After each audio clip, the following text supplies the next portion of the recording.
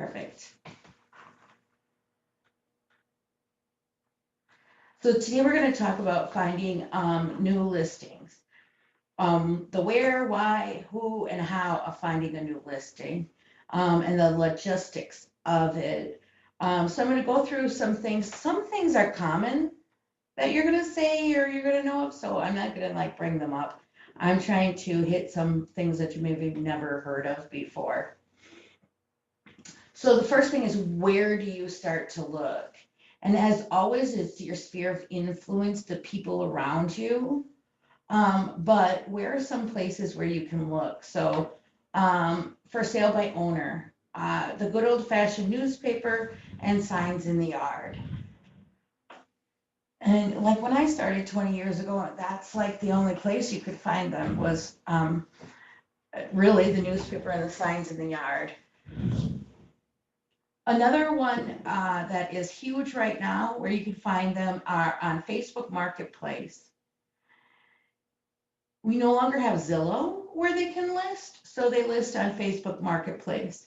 You should have alerts on Facebook Marketplace for new listings that come in for real estate. You can set that up for different communities in that. Now you will get the ones that are listed by brokers, but you should be able to tell which ones are brokers by their identification.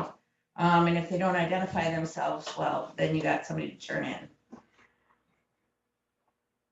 That's right. Make sure that you are identifying yourself too with everything that you do.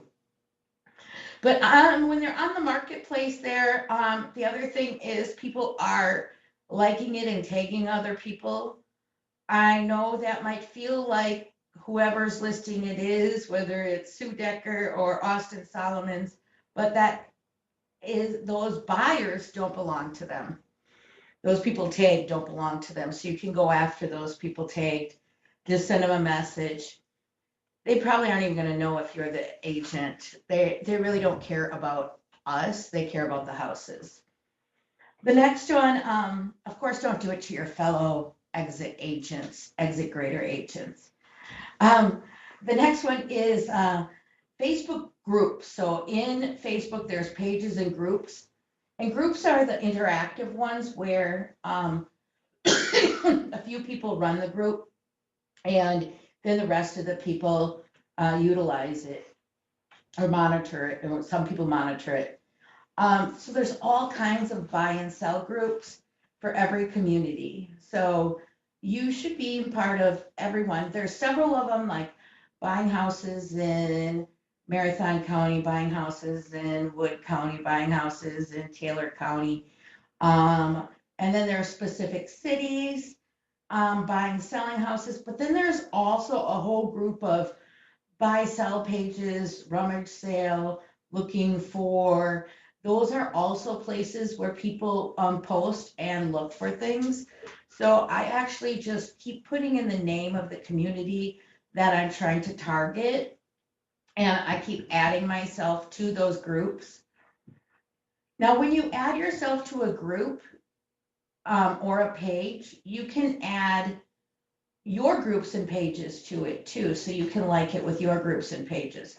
So if I want to post in a Facebook group about buying and selling houses in Wausau, Wisconsin, I can like it or join it under Lana, and I can join it under, we have Team Teal Exit Grader Realty. You would have your name, Exit Grader Realty page. Okay, so you can communicate through that way. Remember, the seller of a house listed with somebody else is maybe, might be, possibly not under contract in buying a house. So one time I sold a house to a gentleman who, as soon as he met me, he said, I just sold my house on Lake Dubay, and he had a really big realtor, but she didn't, and he was downsizing. So I don't know why, but she never showed him any houses, and I ended up selling him a house. So he used somebody for selling, maybe he wasn't happy with her, and somebody else for buying. So if you run across a seller and you know their house is for sale, you can talk to them about buying, ask them if they're under contract for that. And Craigslist is still out there. So go ahead and do that, but remember, it's also scam list, so you might get scammed, but you know, somebody's not gonna list their house if it's not. There's a lot of rental scams on there, but just buyer beware, but Craigslist is always a plethora of things for sale. And I just kind of want to mention, you talked about garage sale pages and things like that. Go to some of those garage sales. And you know, if they look like they're getting rid of their whole household, make sure you're talking to them. You know, don't go specifically just go, hey, are you gonna sell your house? But, you know, kind of work your way into a conversation and say, you know, are you selling this place or something? And they may, you know, open up to you and say, yeah, we're thinking about selling. That's why we're getting rid of some stuff and maybe downsizing and whatever. So that's a good way to get your foot into the door on a potential listing. I forgot I used to do that with my mom. Yep. I always had cards in my pocket, and I didn't dress up. I just went as my normal self. The next one is Nextdoor. That's a new app that is in the Wausau community. I don't know if it's over in Marshfield there. I know it's not in Medford, but it's like a communication app or website where people can, just the community, people who live in the community can send messages to each other. I've been doing a little marketing on there to see how it goes. The next is target ads on social media.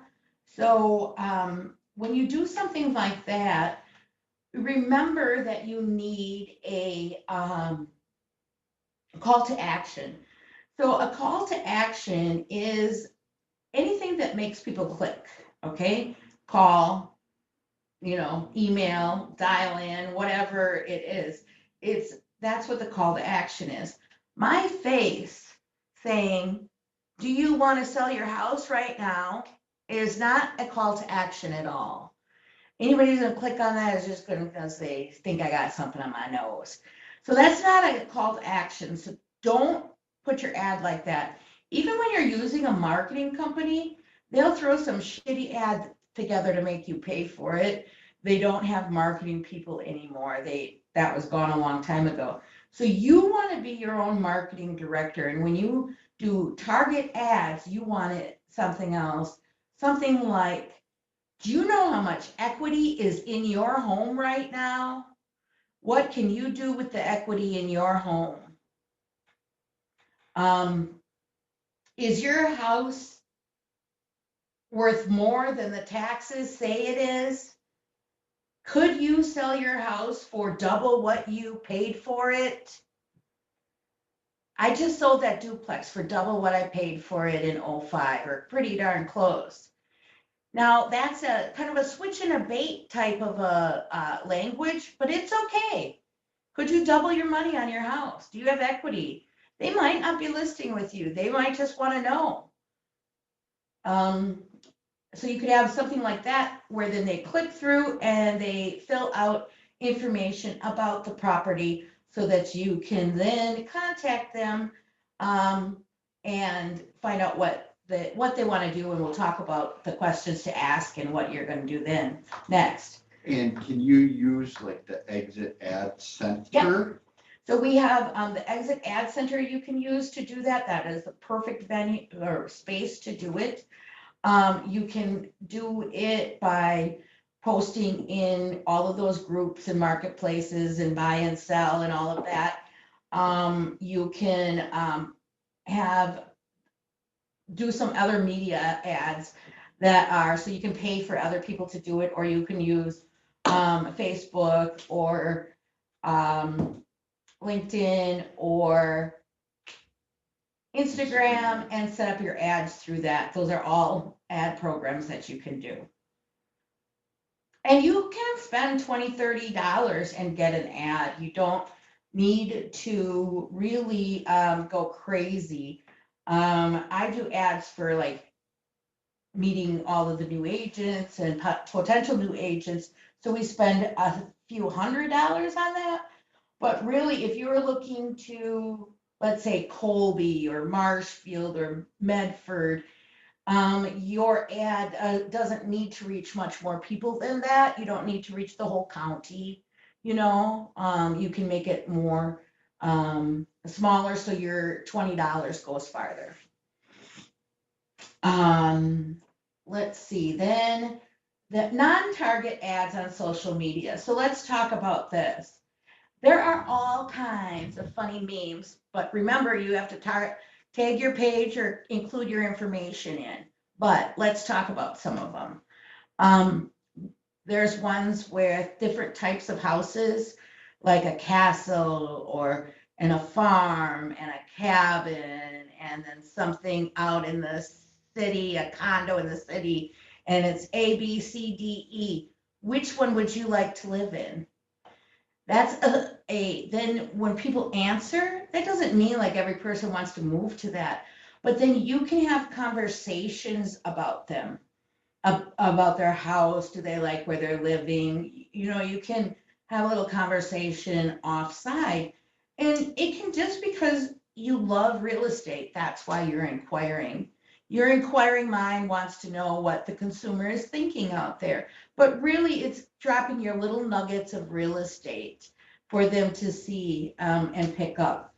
Another one is if you could change anything about your house, what would you change? Again, that's a loaded question. It's an advertisement, so you'd have to make sure that you tag your page or put your information in. But if you could change anything about your house, what would you change? There'll be somebody that says location, I promise you. They might say garage, this, that, the other thing. You can say, hey, I could help you with that, even if it's not something you can. Oh, well, Aaron says he wants underground fence for his dog, right? Hey, I know a guy that does that. And then I tag him where I have complete conversations with people using that.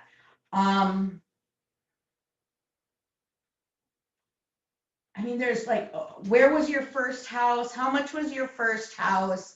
What was your first apartment? How much did you pay for your first apartment?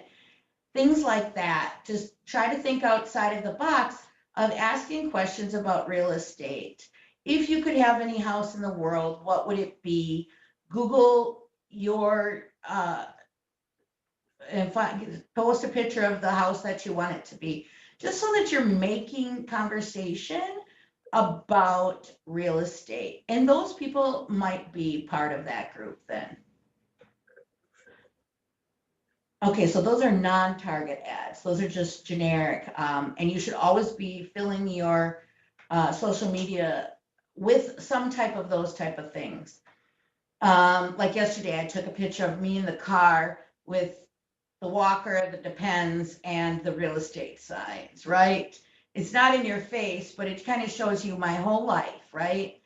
And it reminds you what are the most important things to me. So of course, if I need to help you with real estate or Depends, I'm there. Door knocking around listings. So maybe you're just starting and you don't have a listing yet, but Kelly or Nicole or Trisha, they do. And they just sold one. So you go door knocking around their community and just have a conversation. Hello, Mr. and Mrs. Homeowner. You can say that. We just sold a house on Spruce Street over here. And our office has been inundated with buyers that want that house. So I am doing my due diligence in finding out if anybody else in the area is looking to buy or sell a house. And then you ask them 3 times. Are you looking to sell? You've said it once. I'm looking to find anybody who's looking to sell. Are you looking to sell? And then they'll say, no, I don't think so. Oh yeah. How long have you been here? 12 years? How long do you think you're going to be here? Do you know, you'd be surprised that some people say 1 year.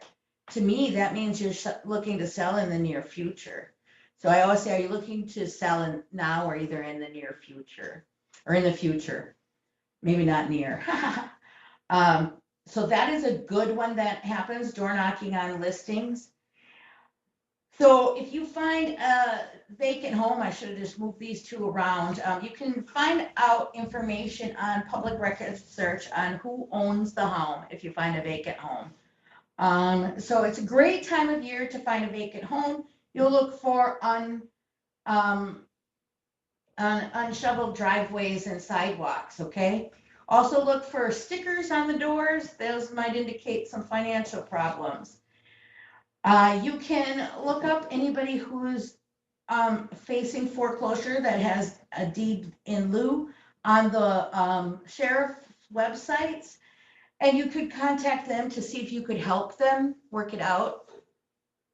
I doubt there'll be many short sales right now, but maybe a lot of times people don't understand when they're behind in their mortgage, and there might be some of those out there.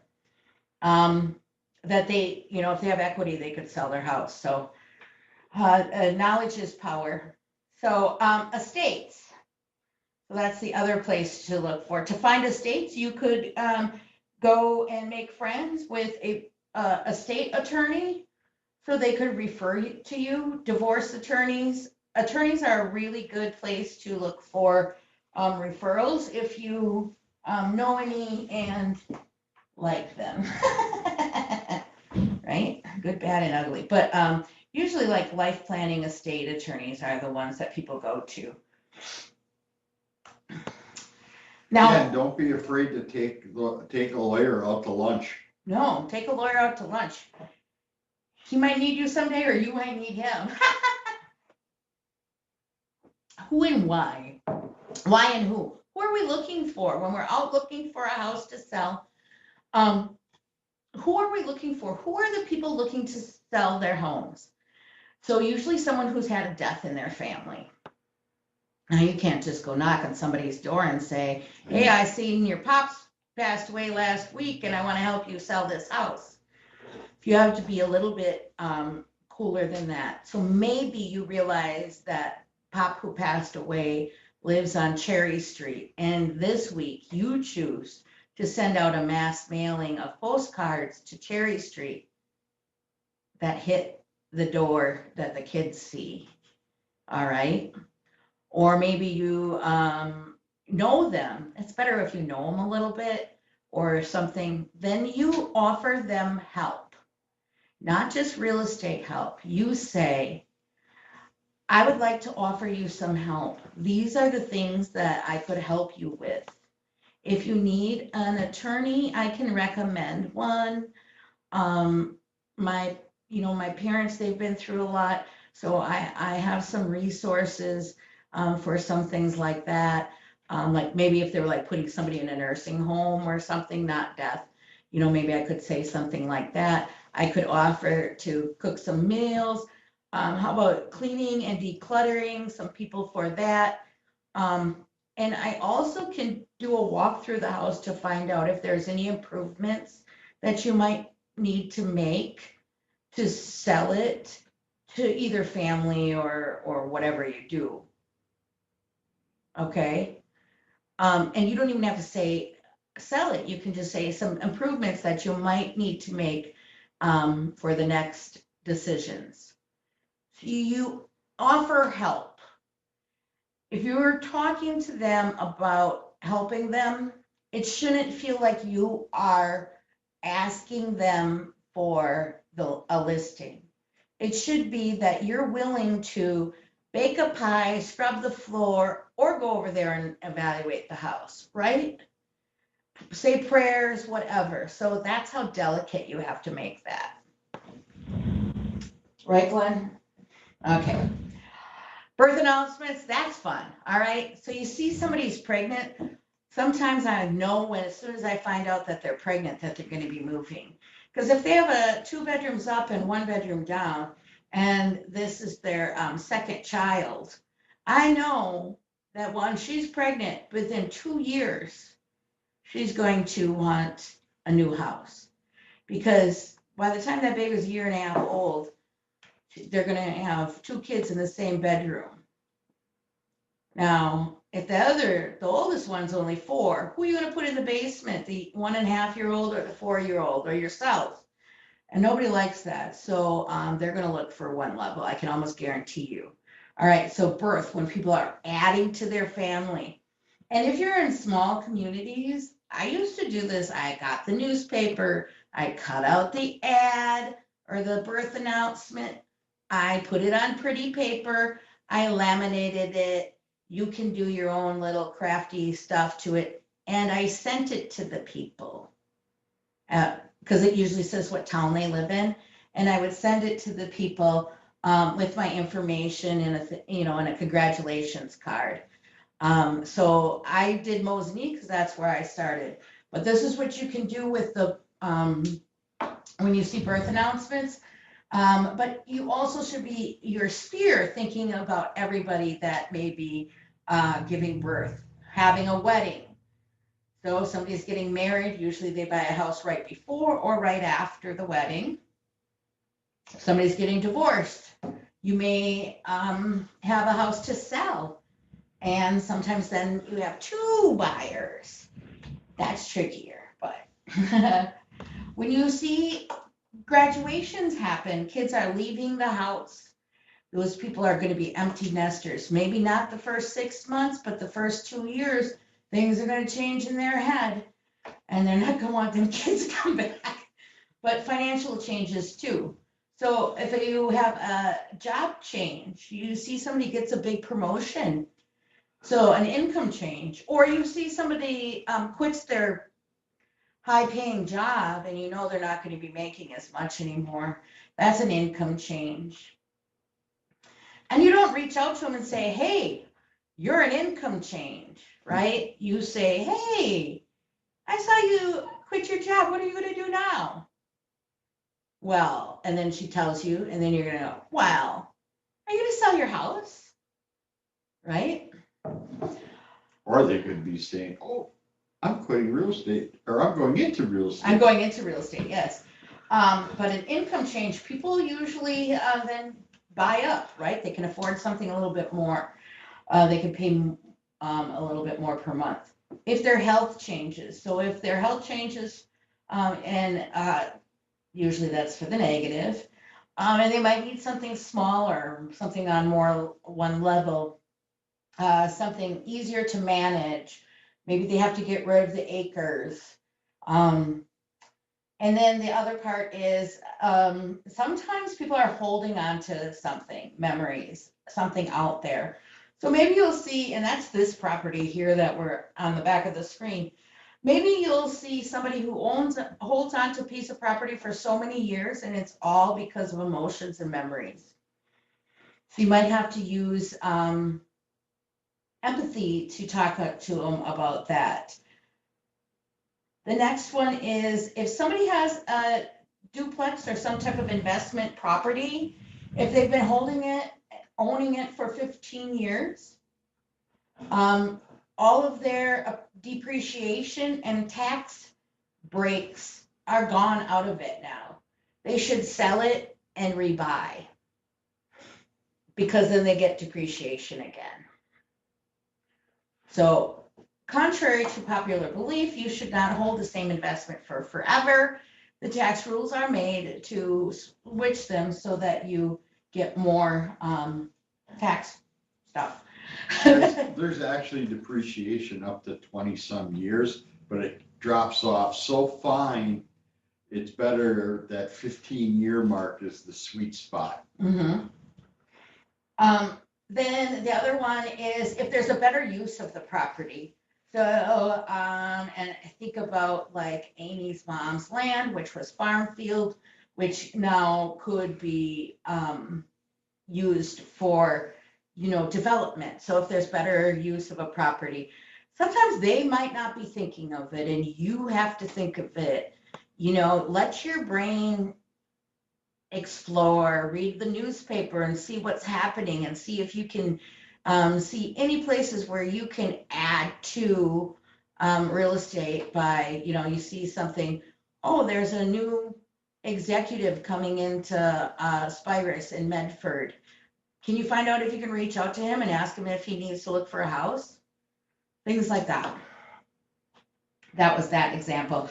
Also, like maybe there's some property you drive by every day and you think, hey, I wonder if he could make that a subdivision. Or I wonder if we could put that up for sale for a quick trip. Those type of things too. Had to think about selling, not buying. And then what to say to people. And so here are some things that you can screenshot, write down, or whatever you need to do.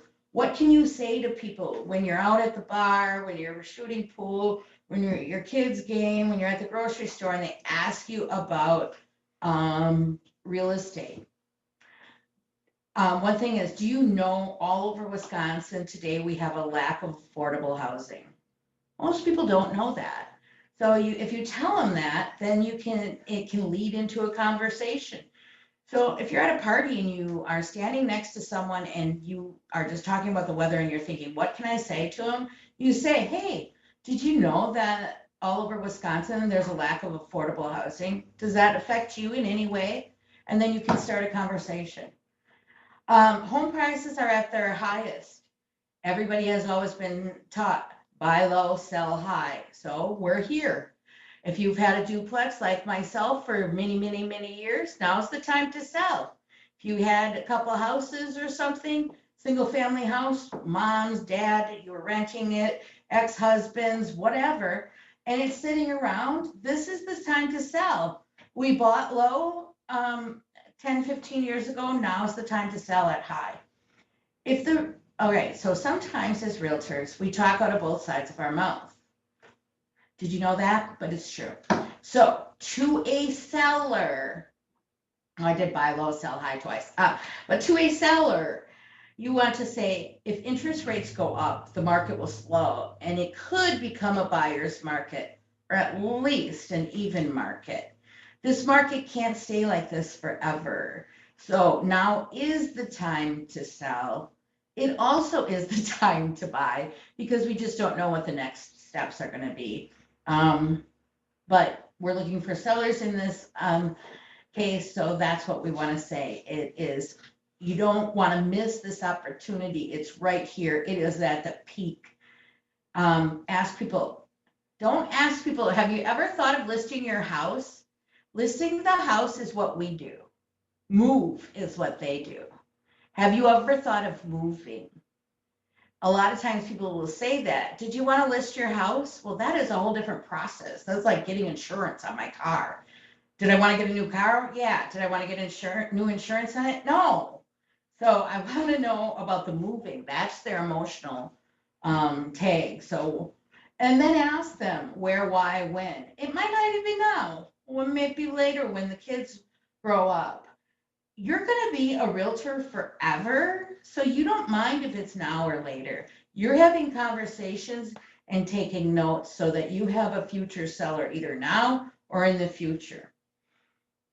And then you ask them do they know of anybody looking to move?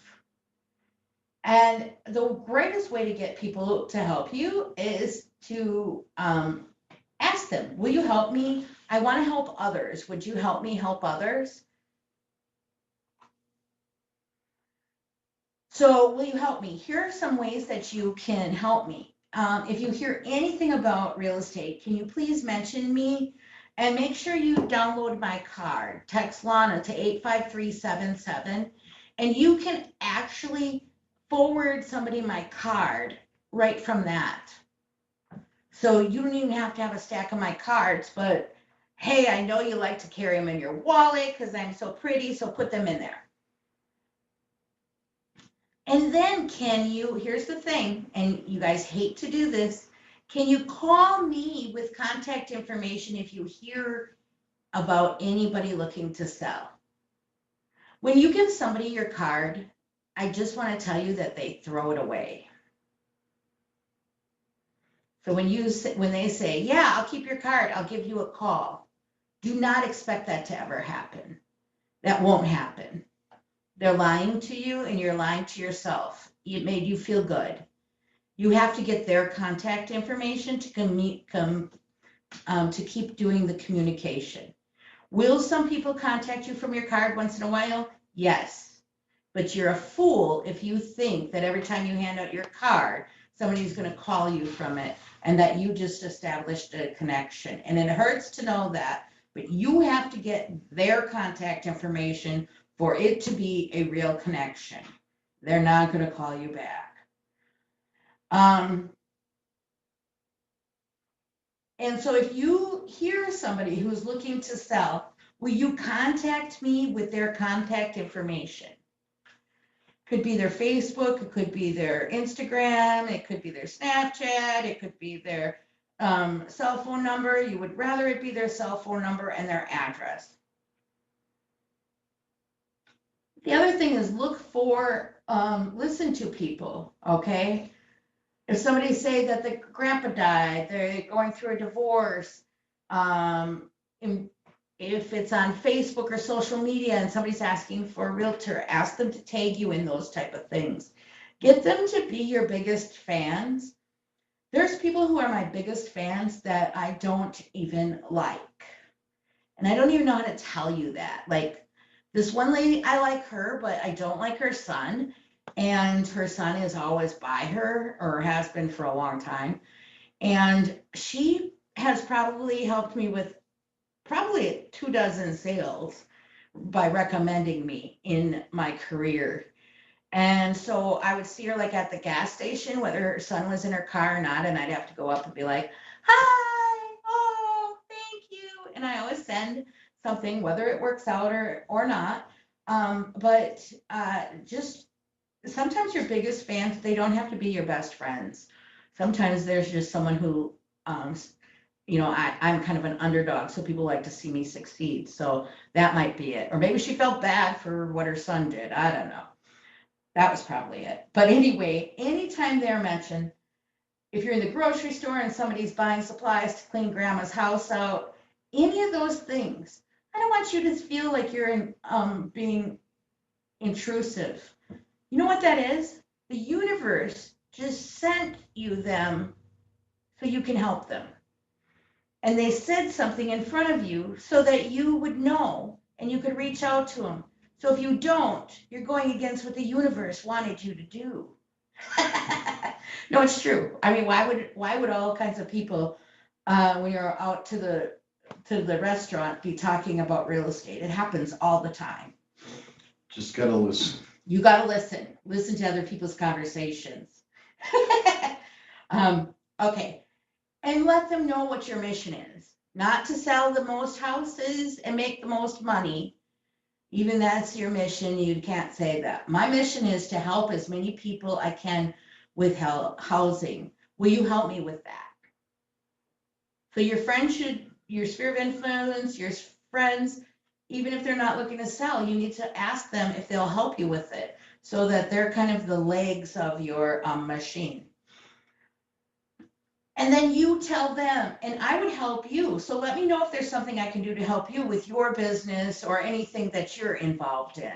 And then be prepared to do it. Maybe they have their kids sell Girl Scout cookies. Maybe their kids sell Boy Scout popcorn. Maybe they have some fundraisers. Maybe they say, hey, I need somebody to help me at the PTA. Something like that. Say, what can I do for you? Attitude of gratitude, and you will get back. And show that you want to help, because then it'll show that that's really what we're here for. Your goal is to set the appointment to get into the house so you can get eyeball to eyeball so you can talk to them. That is the best, easiest way to sell anything is eyeball to eyeball. So you want to know who's going to be there. Will all decision makers be there? You want to kind of set what the appointment's going to be. Even if you're running through for a short meeting, you still want everybody to be there because you want them to meet you. Okay. I'd like to come back with the number, but the way the world is, they just want you to send it. So I at least like to meet both people there, make sure that they're on the same page. And it also lets you know who the decision makers are. Maybe dad's on title too, or my ex-husband or something like that. I always reassure them that they don't have to clean for me. I go through a million houses. I know what a clean house looks like and I know what a dirty house looks like. Just pick up your underwear and I'm ready to go. Don't worry about me, okay? So I let them know and I say it's going to be a short meeting and I'm not giving you a price. Okay? I'm going to give you the price after I do my research because I'm not going to be pressured into a price. And sometimes to get that appointment to get in the door, you know, you might ask somebody that, "Hey, can I come over and take a look at your house?" So people are preconditioned to say no. Mhm. So the first thing they're gonna say is no. So ask them a question that is going to be a no question that's gonna be a yes. I would say, do you mind if I come over and take a look at your house? First response is they're gonna say no. Well, they just agreed for you to come to their home and take a look at their home. Yeah. So it's one way of getting yourself into the door. So I took a class, it was Floyd Wickman, it was called the Sweat Hogs, and it was many years ago, but he's still the best. So I'm gonna see if Glenn knows some of the things. How much is my house worth? I don't know, I haven't seen it yet. Oh, do you think my house will sell fast? I don't know, I haven't seen it yet. Oh, do you have a buyer for my house? I don't know, I haven't seen it yet. Oh, how much is the commission? I don't know, I haven't seen it yet. Oh, do you have to see my house? Yeah, You are never pricing a house without seeing it. You are never cutting into you want to see it. That's setting your appointment. no, A doctor would not give you a diagnosis without seeing you. you know, and people will say, well, how much? They'll call all the time, well, what do you charge for commission? And a lot of people will say, oh, I charge 6%. Then they move on because, you know, there's companies out there that'll maybe do it for less. So you just gotta say, you gotta be able to get in there and meet with them to be able to, you know, then you can give them their commission or what you think it is, or it would sell for, or whatever. But never, ever do it on the phone without meeting them face to face. And be prepared. Have your marketing plan with you. Then you need to ask them questions. Why do you want to move? When do you want to move? Those are really important because they have other things tied to their move. Not just money and moving. It might be when school is out. It could be when something else happens. You know, I had one where if she adopted this fourth child and she wanted to move, otherwise she didn't. I asked them what was the favorite part of their house when they that you made them buy it, or what the favorite part of their house that drew them into the house. And then I asked them what the least favorite is, because that more than likely is going to be the best and the least parts of their house that the other people will. But it also gives me, I get them in a good place with they're telling me all the great things about their house, but then they tell me about the leaky wet basement because that's the least favorite.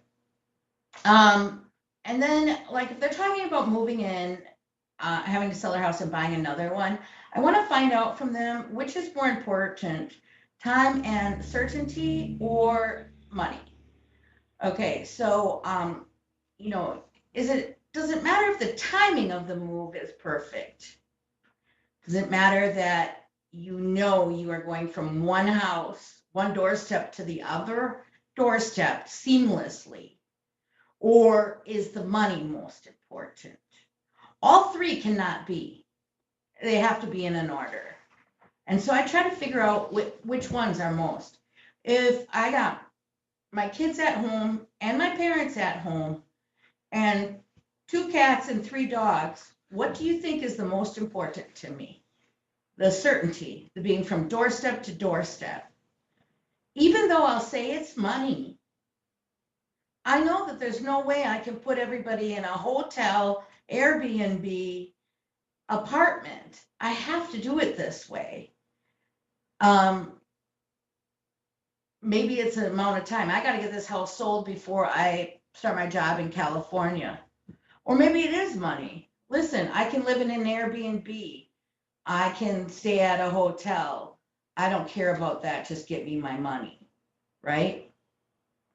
And then I asked them about improvement, defects, any worries they might have about selling the house. It might be something you don't even know.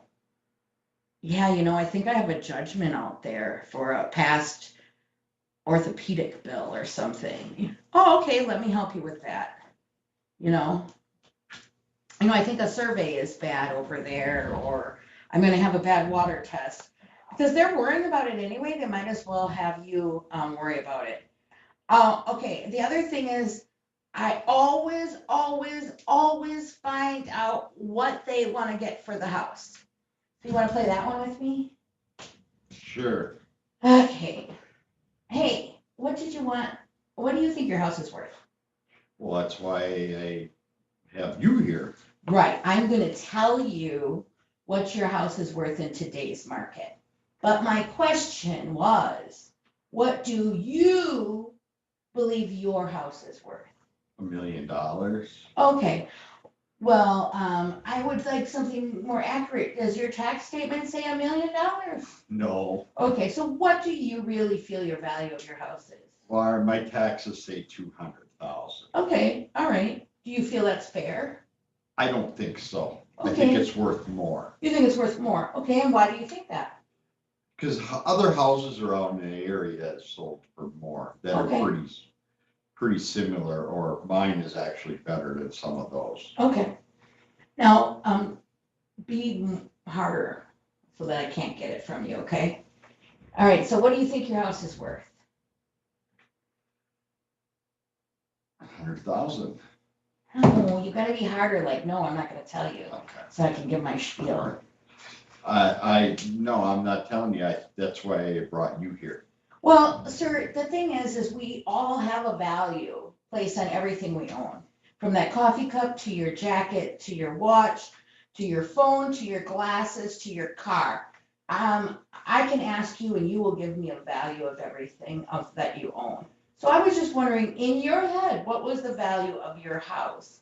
And it really has nothing to do with what I'm gonna value it at, because you'll see the proven facts of what I'm gonna value it at. It really has to do with how I'm gonna communicate that value to you. Are you gonna be happy with me or disappointed? So let me know. What do you think your house is worth? 250,000. Okay, well, let's see if I can make you happy then. So something like that.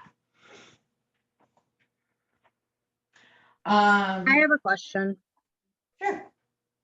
So, how would you handle a situation where they absolutely would not give you what they think their house is worth because they know that buyers are paying top dollar, and if they want good quality, buyers are going to pay for good quality no matter what?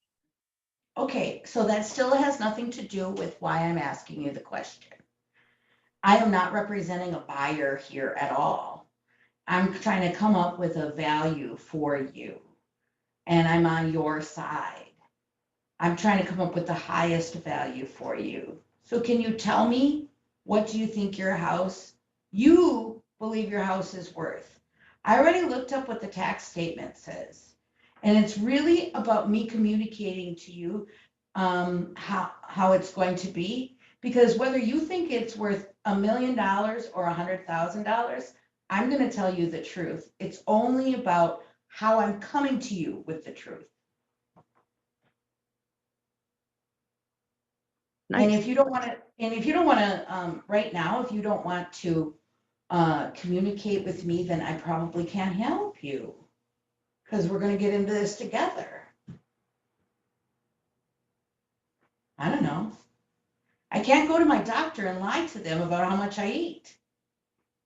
or Me either. smoke or drink or anything else. You got to be on the same team. And that's a red flag. If somebody wants to be bullheaded right away and be kind of bully, that's a red flag. They don't want to work with you. They don't trust you yet. Don't work with them yet. Then Okay. walk away from them and see if they get more serious. I like to throw shots and see if they come back, because that's just how kind of sarcastic person I am.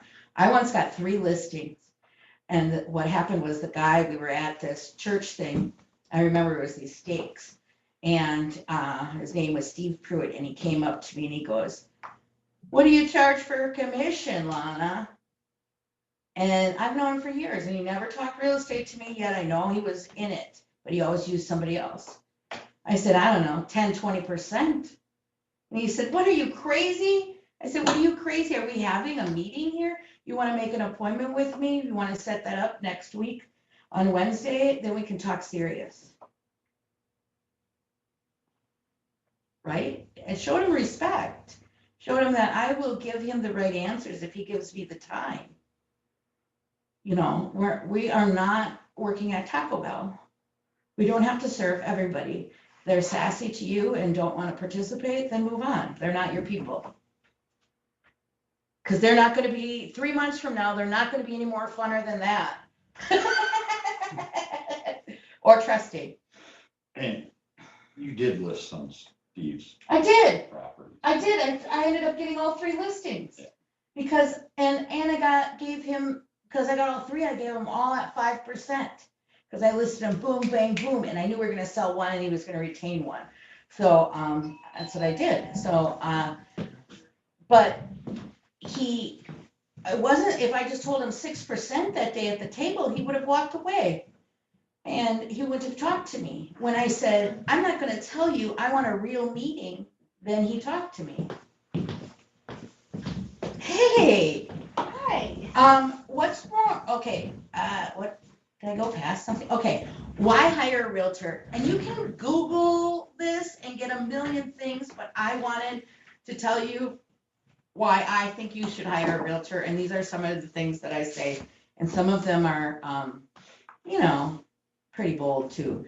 But, I'm professionally trained in the art of negotiating. I have negotiated better than my ex-husband, tons of men, people who are car dealers, I mean, everything. I am trained in the art of negotiating for everything. Ask my kids. We are covered under E&O insurance. Are you for sale by owner? Do you know that the consumer, the new buyer, can sue you for the first 2 years? And when it's in a transaction where we have, I have the listing, they're gonna pull us in on that. But if you are for sale by owner, do you have a, insurance and an attorney on file? Because I do. So that is a true statement. Because anytime there's litigation, they're gonna pull in everybody they can, and we have insurance for these reasons. Now, ours is errors and omissions. It's really not about defects in the house, but it's still the truth. It's less painful. We take the pain for you because we help you with everything. So you can understand every piece of the puzzle. You can handle multiple offers and showings all at one time. So you can communicate with the other agents. We know how to do that.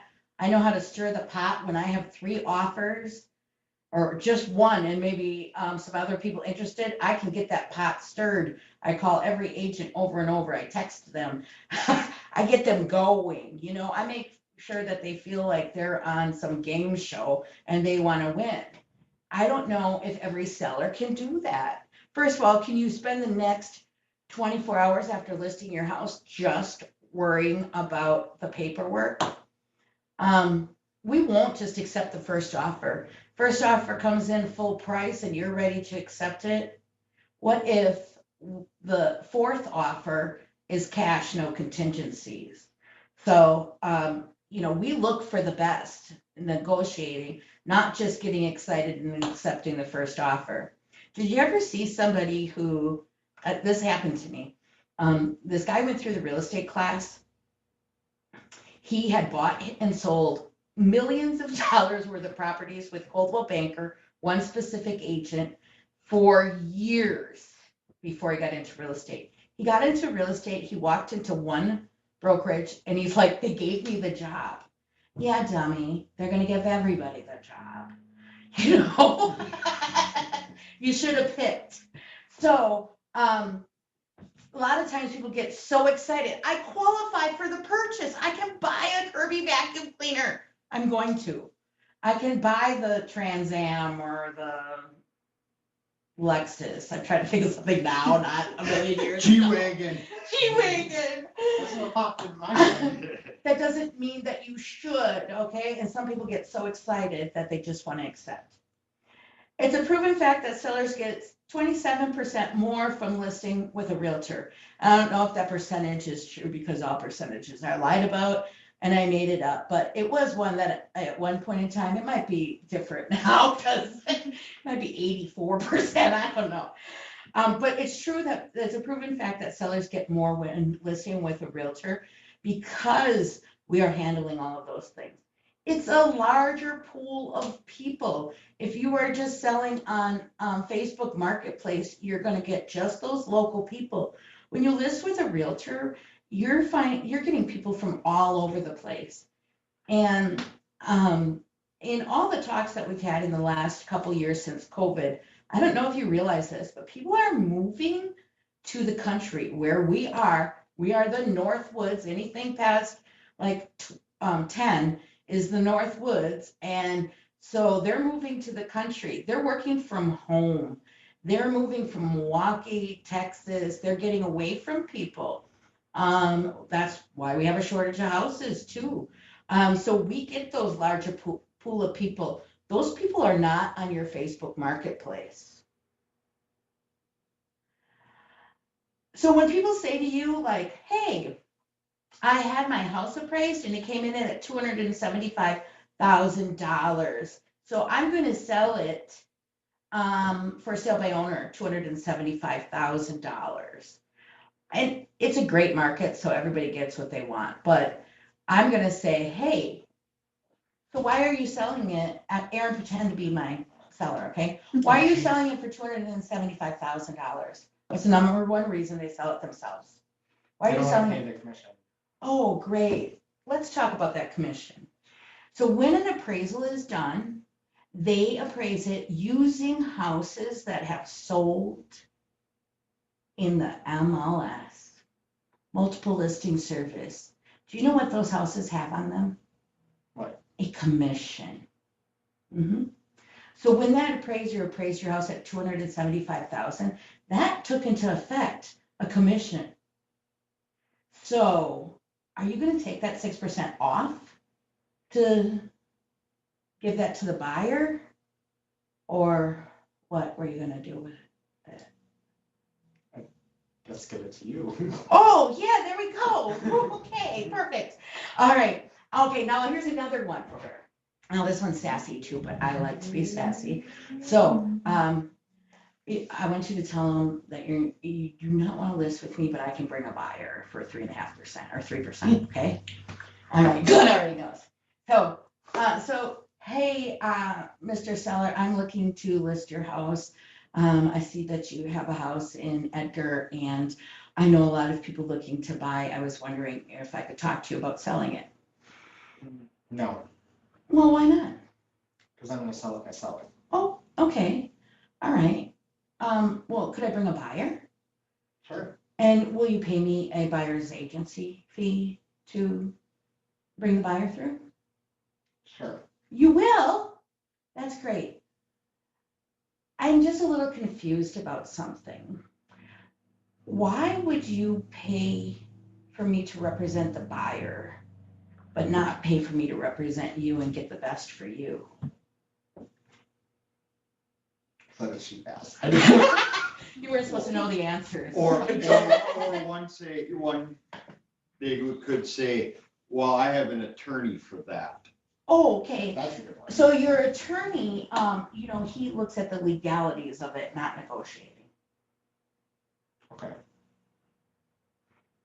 they're not trained in the art of negotiation real estate terms, but real estate is different. So, an attorney cannot list your house.